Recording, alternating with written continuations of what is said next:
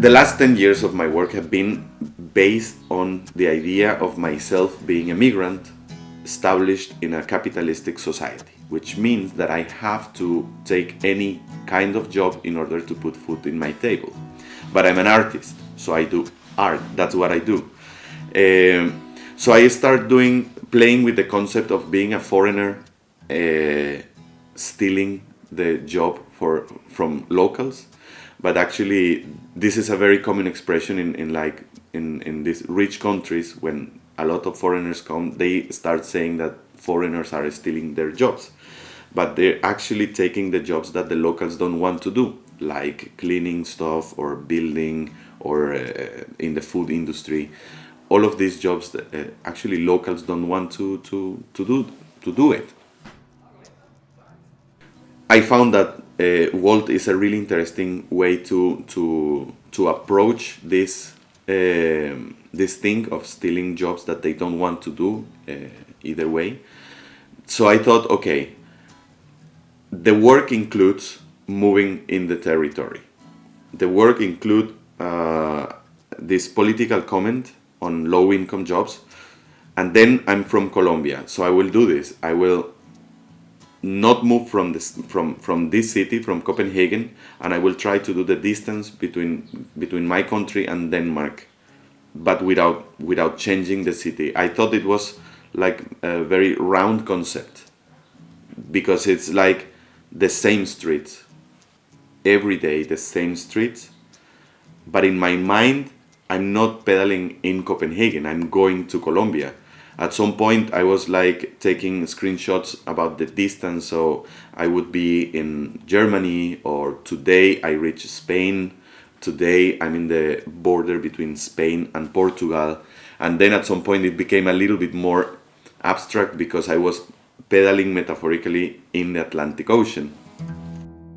It's been 9,400 kilometers.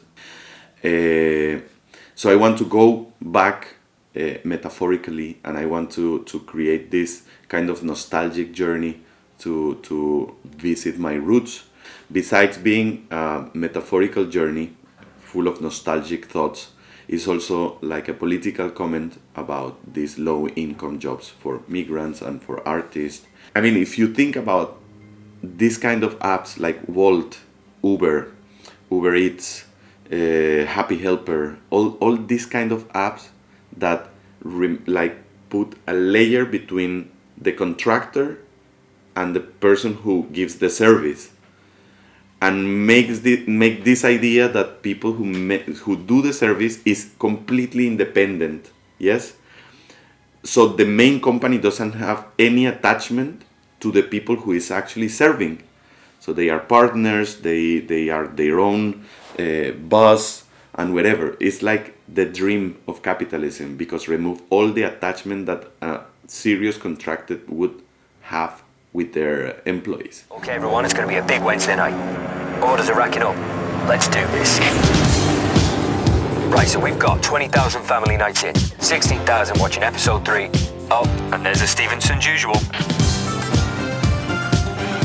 Seagulls have been sighted. Watch those fish and chips. No social security, no time schedule, no summer vacations, nothing. Just you do your service, you sign up in the app, you go online, and then you go offline. And that's the whole relation you have with the main company or with your contractor. And they don't take any responsibility of it. And for some migrants that they only come like for a year to work in Denmark, that's perfect, because they don't have to sign a contract, a very complicated contract. They just have to sign up in the app, fill up some questions, and that's all. It's pretty easy. And you earn money. Now you have to pay taxes. Before it was like really special with the taxes, because the company didn't took care about that. But in so many ways, I think this methodology of precarization of work, it's like the dream of capitalism, like post-capitalism. The apocalypse was the greatest business opportunity that's ever come our way. It was the ultimate bankruptcy, a clean slate. And now with no government to stand in our way, there's no unions, no minimum wage, and no taxes. It's pure capitalism. We won't just corner the free market, Francis. We'll own it. Among all these experiences and all these thoughts, I have collected a bunch of experiences like people being embarrassed about other person delivering their food to their doors, because I think making food or getting your food, it's something primordial for humans. And then asking for a delivery, it makes people feel weird, or somehow they are failing as humans, more or less. So I can perceive some kind of awkwardness when I go to these houses and the people open their doors. So they create this layer that doesn't allow me to get to contact them. So it's like a very fast transaction mediated by this awkwardness of people not being able or not wanting to go to buy their food outside or to cook themselves. So that creates this layer that makes Wolt workers a little bit more alone.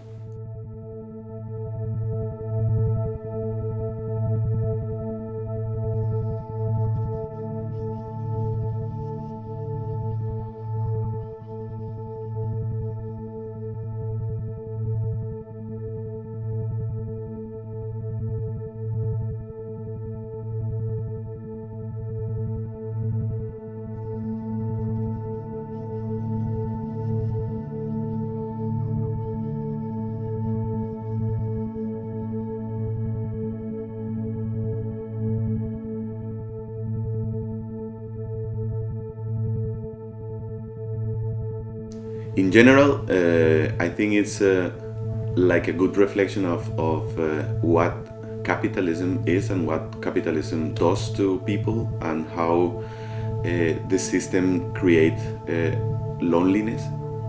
So I would say this kind of work, it's a lonely job, and that's my general experience during this journey.